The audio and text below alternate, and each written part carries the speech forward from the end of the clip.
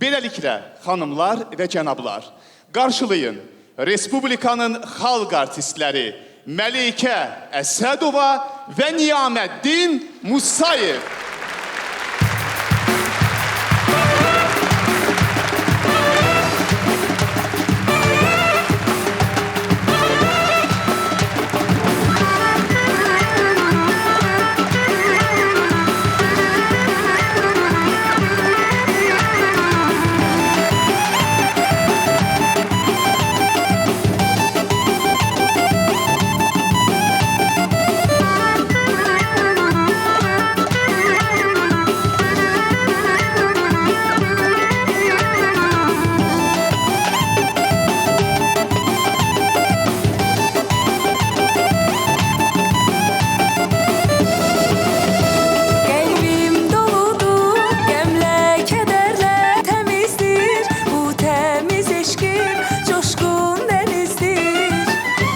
Çok yalvarıram, eşqinlə mən yanıram.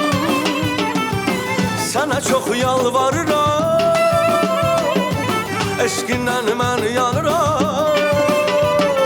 Lay la la la la la la lay, gel vəfalı yarım, gel gel gül üzlü yarım, gel vəfalı yarım, gel gel gül üzlü yarım. Azərbaycan oğluyam, şəkəri və oğluyam. Azərbaycan qızıyam, parlayan ulduzuyam.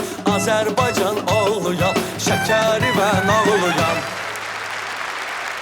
Respublikanın əməkdar artistləri Rafael İskəndərov və Coşqun Rəhimov. Lütfen gürültülü alqışlarla qarşılayaq onları.